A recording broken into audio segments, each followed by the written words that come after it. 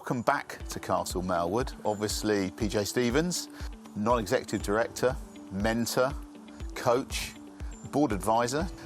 Great to have you here. Great to have you on Vissensa Talks. Really what I wanted to do was to pick your brains a little bit about what you're seeing in the marketplace post the COVID environment. Obviously, you have a great opportunity to talk to lots of different organisations at a senior level and at an organisational level. So really keen to get some understanding of where you see the marketplace at this point. Oh, Steve, brilliant. Thank you so much. There's a real diverse message, or it's a different message that I'm kind of getting from people. So at one end, I think there are people still stuck. So within the change curve, I think they're still stuck in denial and depression, and this isn't happening. There's a whole bunch of other people saying, hang on a minute, this could be all right, we could do well. So some people are probably fearing losing their business, and other people I'm talking to are thinking about acquiring businesses, or merging to really bring the knowledge and creativity together to take advantage of the opportunities that will undoubtedly come. So it's quite kind of hard. I'm experiencing it's quite hard at the moment, and having to be extra sensitive to kind of talking to people. And just to give you a quick one, I was talking to a chap the other day, and he had a couple of requests from his staff who are now working from home to say, well, as we're now working from home, when we worked for you, we had free tea and coffee, so we're now going to get a tea and coffee allowance to work from home. And I mean, it really upset him, because we're 50, 60 people in the business. He's doing his best to move the business forward. Yeah. And he's almost not being irritated by, but challenged by... No, actually, I think it's there's a lot of, there's a lot of employees, a lot of people who have seen a huge shift in what they're doing, and it's been a huge disruption, and that puts a lot of nervousness and a lot of anxiety. But actually, and I think we were talking the other day actually, which sort of spurred us on to have this conversation, which was actually there's a huge amount of anxiety on the other side, and that's a really simple thing about tea and coffee, but there's an awful lot of anxious things that have never ever had to be written in a contract, there's no real statute about, but actually people trying to do the right thing, but actually maybe stepping on the wrong side of the law, or possibly stepping on the right side of the law. That's quite interesting that you bring that up early, actually. What I think is going to be quite interesting is if you look at the slightly newer, updated UK Code of Governance, right, which is slightly more principles-led than rules-led. I think people were almost more comfortable in rules. Transact, it's black or white, you do this, I do that, okay. But we need people to operate more in, the transformational space. So what's the possibilities and the opportunities? What happens if we combine our brilliance, right? What could we do? What could we do? Okay, you get that. And so the code is talking about principles-led.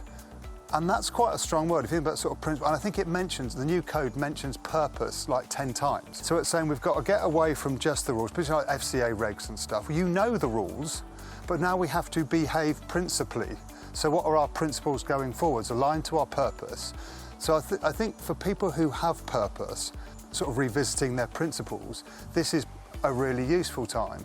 But I don't say if you're unprincipled, but if you are less principled, then I think it's going to be tough for people, because if you're reverting to rules in this environment where we don't know what the rules need to be, known and unknown, if you're a manager, a leader, and you came out of the known, I had to know, we have to know, and now everything's about unknown, and you don't know the answers. We don't know what's going to happen next week, next month. But if you have to operate in the known, you're seriously restricted in your ability to operate in this. It almost doesn't work anymore, doesn't it? There's actually, as you say, you can fall back on the rules, but actually there's a whole plethora of things which now sit around there, which actually describes and is part of what business life is now becoming.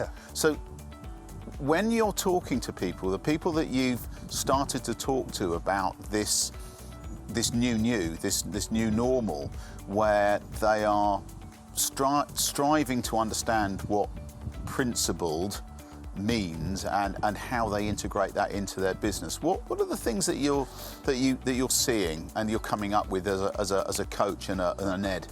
Two things, particularly from I think the more senior board advisor there's two things. Whether you had them written or not, if you furloughed people, and let's face it, most of us didn't know that wasn't even a word we knew until No. a few months ago.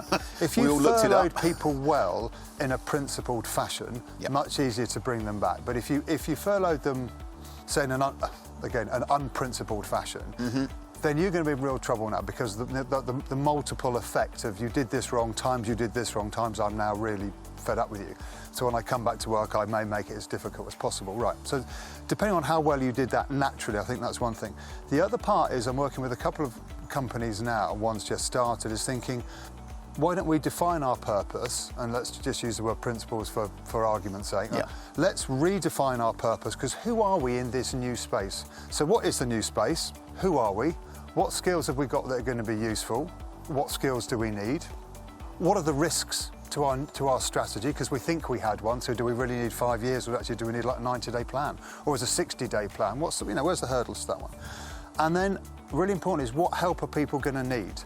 Because we don't necessarily know what we don't know, and everybody's assuming it's not just back to work now, that's all gone. No, it isn't, right? Right. It could change again. Yes. So what are people likely to need? And then I think the final part to this is, you've got to check. So are we transforming in the way we thought we'd be transforming? Are these principles working? Is the purpose, if we want to hold this space in the marketplace or do good in this way, in 3 months or 6 months, is that still going to be the right purpose? Because it could change. Yeah.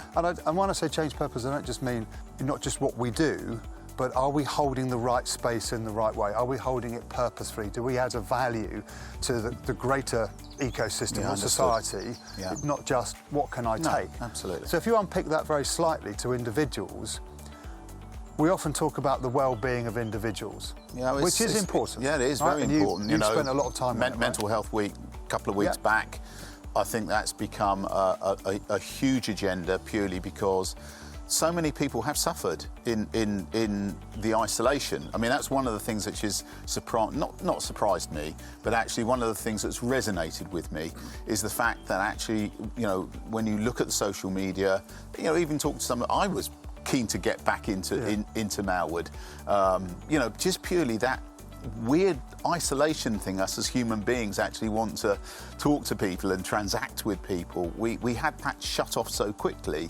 A huge amount of people have struggled with that, and so it's interesting. So talk a bit about that. I think you've got the individual need for well-being, and then there's a team need. So how healthy is your team? But I also think we need to consider the well-being of the business.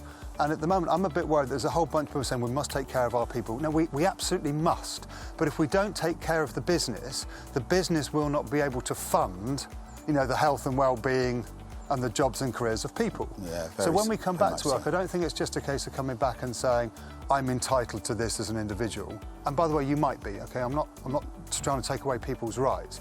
But I'm also just thinking, if you change the word rights to needs, individuals have needs, teams have needs, but the business has need. Okay, and going back years ago when Stephen Covey said, no margin, no mission. Okay, that might not sound necessarily in line with what I was just saying just now about purpose, but if it doesn't make money, it can't pay you your wages. Absolutely it can't pay right. you your pension. It can't buy you your tea and coffee. Absolutely So there's right. got to be a balance of needs. So I think we've got to look at needs-driven leadership now. What do you need? What do I need? What do we need? What does the business need? I mean that's a really great. I mean, I think that let's drive down that a little bit harder if you could. Yeah. You're right. Is that when you think about the people in a business, Vissensa, 16, 17 person business, getting there, but still a. I think they call them a tribe. I think we're a tribe at this point in time rather than a village, and then I think you become something else. But effectively, each of those people are at a different point in their career, in their life, and some of those won't want to or even need to understand what the need of the business is.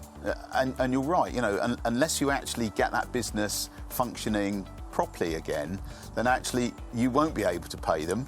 No. The government's currently keeping lots of businesses afloat with furlough. That's going to go away. Yeah. I think there's a shock coming down the system when people realise that actually the numbers don't add up. No. And there's obviously some big organisations that have already said the numbers don't add up. British Airways said the numbers don't add up. We can't keep Gatwick anymore. there's not going to be so many people flying, and they've looked at the P&L and gone, that's the end of that. How would you advise an organisation to compartmentalise the messaging to different individuals about what they do and how they act within the business is going to be beneficial to the business without actually having to say, well, actually, you as a person needs to make £58,000 a year or else we can't save you anymore, if you know what I mean. People don't want to sort of know that. They just need to understand milestones, don't they, effectively? Yeah, so, look, I'm a fan, which we've talked about before, I'm a fan of things like 90-day plans. Yeah. Okay, because for a lot of people, that's enough. What am I doing the next couple of months? So I would get some clarity around that, for the business and for the individuals. One-to-ones, listen, they were always important, they're probably even more important now, but quality one-to-ones, because there's a lot of managers who use them as the opportunity to blast out a whole bunch of information rather than listening.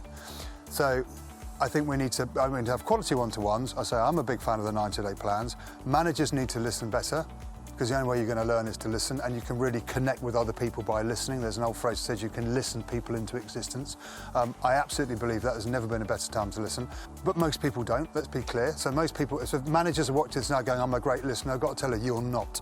I loved your blog on that, by the way. That was a great blog about listening. It was great. It's funny because we sort of don't. We're listening for what we want to hear, not really what the other person needs. So have the one-to-ones, the listening, and I really do believe some honesty stuff, right? So I know you said, the business, maybe not some full figures, but if you think of a case for change, or a loose case for change, look, the business is doing 10 million quid, it needs to make £1 million quid, it does this, this and this, and right now we're, £1 million quid down, or we're 2 million quid down.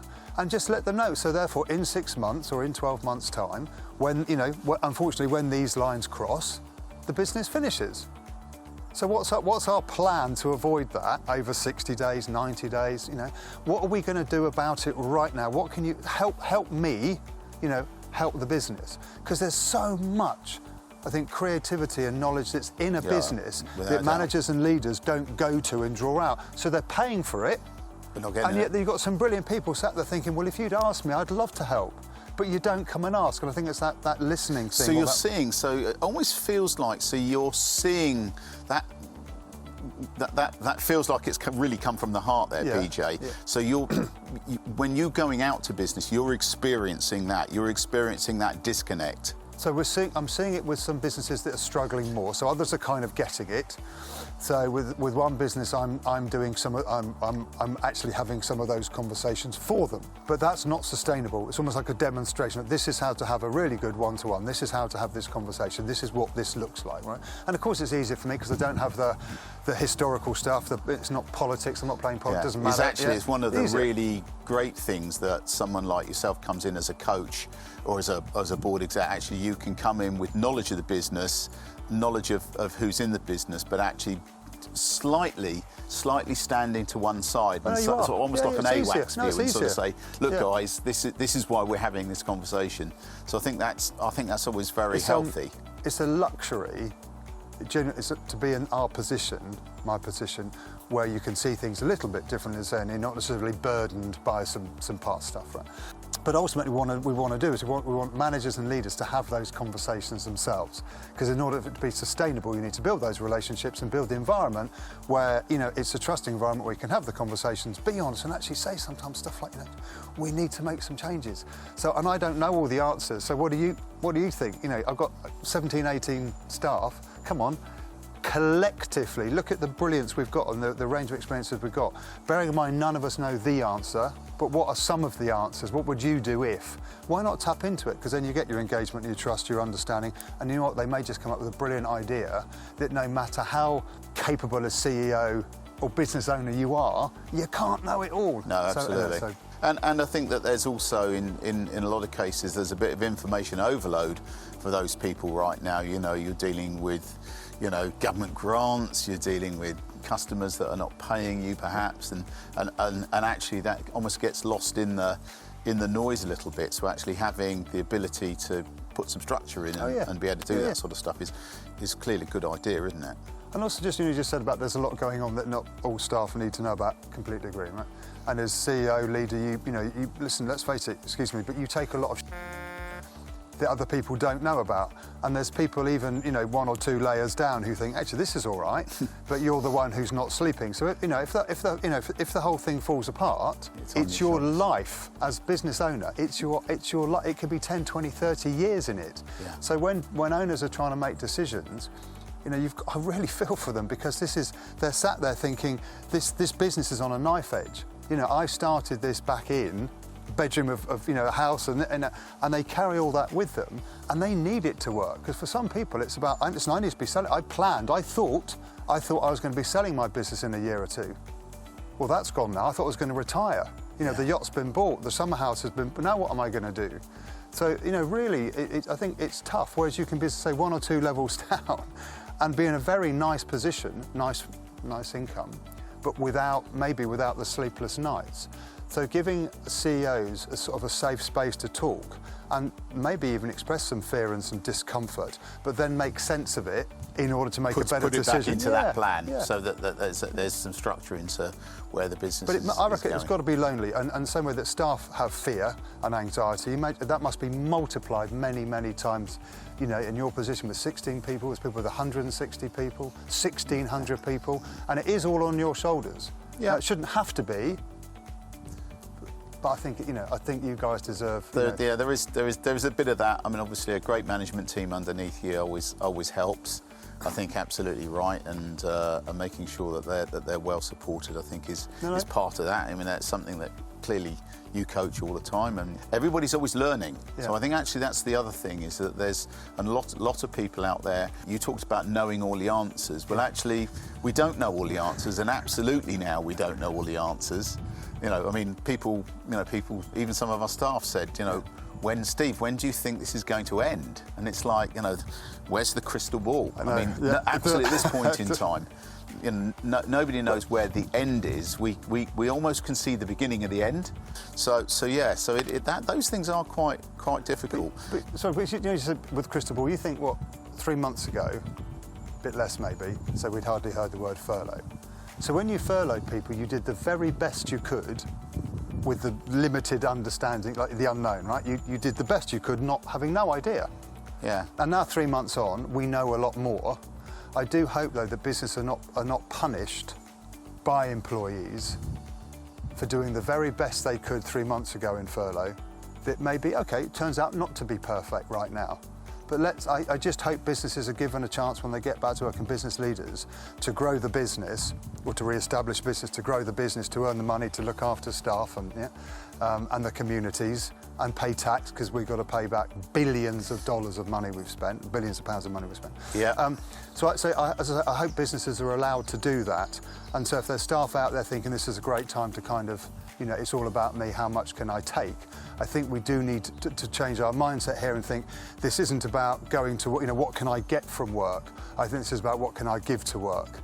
Particularly smaller, medium-sized businesses, they're the ones that are going to help us trade out of this. They will, absolutely. So I'm just... No, they absolutely, I completely agree with that sentiment. And, even I don't understand all of those answers at this point in time in terms of what the reaction of people will be. We have done the very best that we can with our staff, because we were in a lucky position at the beginning of this. We're a well-engineered, trading well business, and so therefore we didn't have some of the problems that perhaps people that were challenged by finance and stuff like that. You talked a bit about the money that we've got to spend back and things like that. Let's talk a little bit about your perception of where you think the government may get into some risky territory with you here, PJ. But obviously, a lot of money's been shelled out. A lot of people have been furloughed. That's a great idea, but there's a lot of people on furlough who are quite happy to be on furlough. Actually, there's a huge amount of people who don't like being on furlough, and I completely get it, but actually it's really weird. There are some people that go, well, actually, this is actually quite a good gig. I'm not quite sure why that is, but there are, and you hear quite a bit about that. The government funding that's come along. What's your perception of that? Do you think that's a good thing? Do you think it's papering over cracks? What's your considered opinion there? Right. I think things like furloughs are a nice idea. I think payment holidays on your mortgage is a nice idea. And possibly for some people it really was necessary, okay? Some businesses absolutely needed it and some marginal. Same with payment plan or payment holidays on things, right? And some businesses saying, hey, I can't pay my rent, can I have a rent holiday? All right. I am not sure that's necessarily good for discipline, for respect, for muscle building of people. So, oh, it's okay for me not, I know it's a difficult time, but it's okay for me not to pay, right? Well, if you're a landlord and you own the property and there's a business saying, look, I can't pay my rent, is it okay if I just don't pay it? Well, what does the landlord do? Do you think the landlord hasn't got, you know, bills to pay or mortgages to pay? So I think we do need to be careful how long we support people. And listen, I don't mean putting people at risk. No. Right? But there was a guy I was talking to the other day, and I won't name names. He said, been made redundant, or been furloughed, and told that he could come back into work when he'd found a piece of business that basically funded him coming back to work. Wow. Well, if you're either furloughed or you're not furloughed. And the funny thing was, he said, well, if I'm going to get paid, you know, to find this piece of work, I may as well just leave and find the piece of work for myself and take it myself. Why would I, you know, you're either paying me or you're not.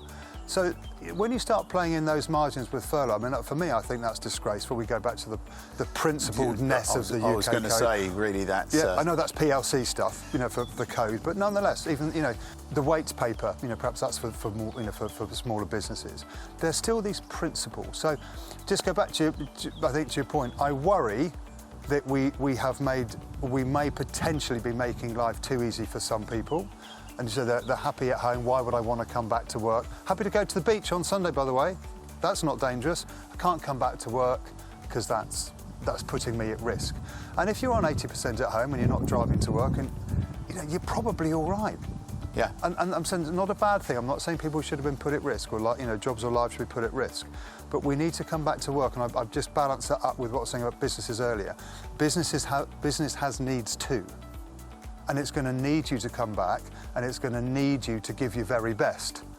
So it's almost sort of agree or disagree, but commit.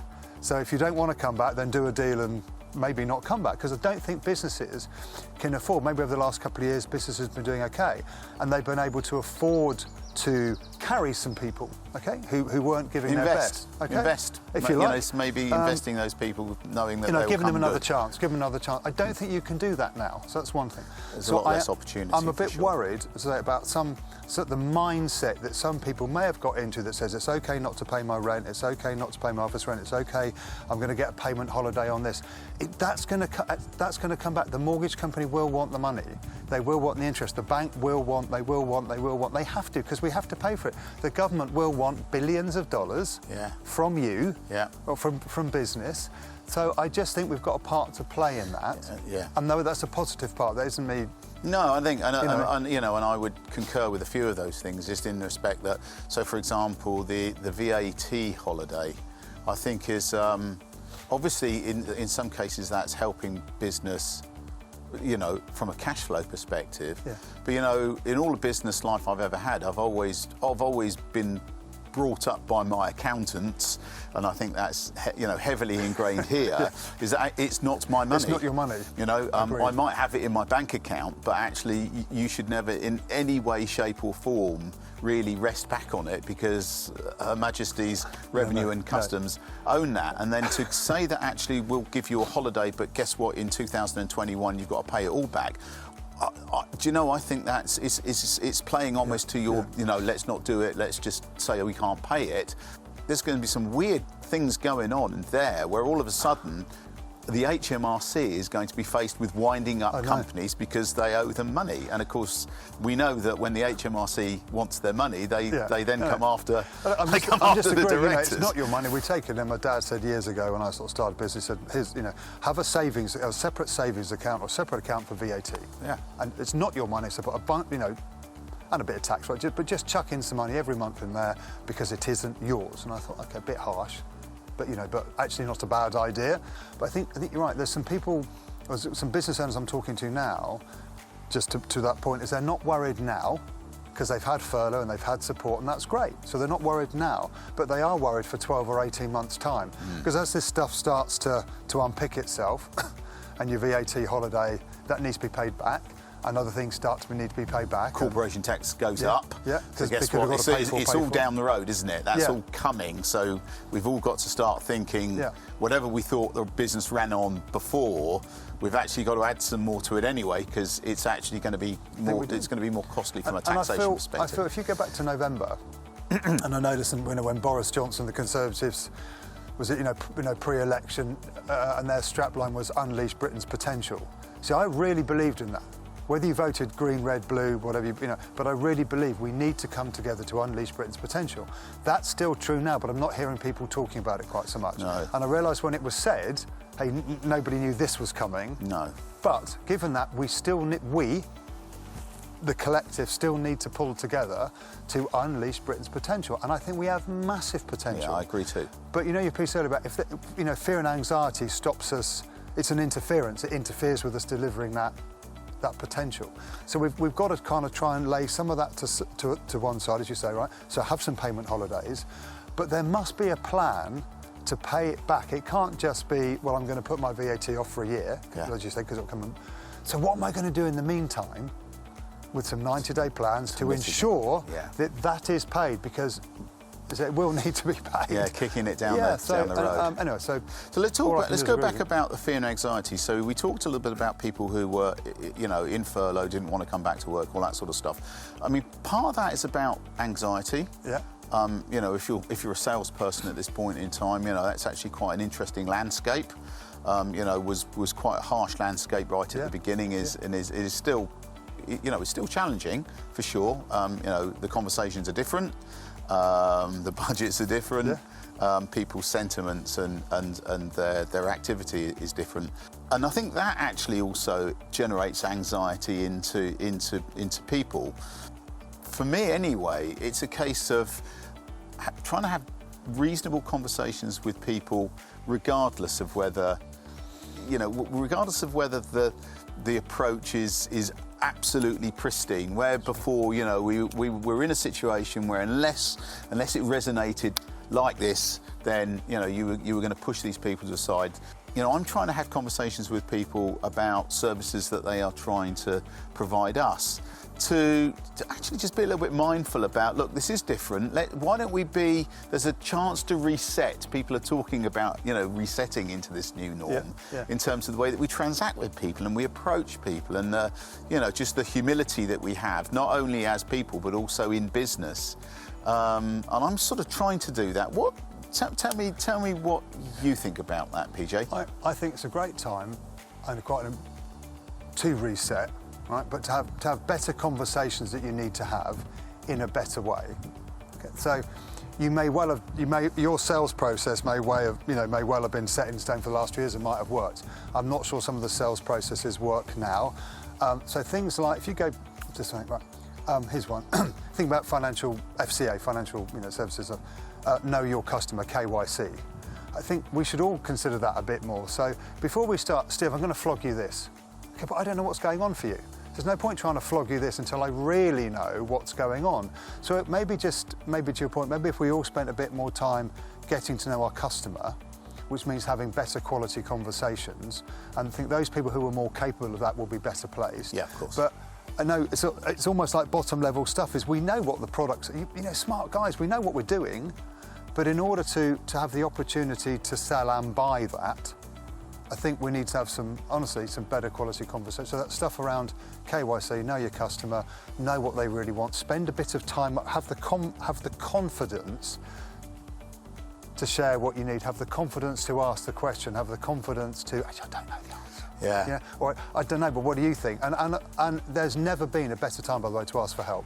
So we had Josh Mitchell on the stall here a couple of weeks ago, from a marketing perspective, and actually resonated a huge amount of what you've just actually said there, PJ, in terms of know your customer better, have a proposition, talk to them about, actually get the conversation going rather than trying to just trying to sell something. And people, as you say, they're smart. They're not interested. It's not products. It's actually trying to dig down and actually find out where those people are in that particular journey. So that's really interesting. So, PJ, really fantastic to talk to you again today. Thank you very much for your time for coming, and I really appreciate your comments. Thanks a lot. Thanks, Steve. Appreciate it.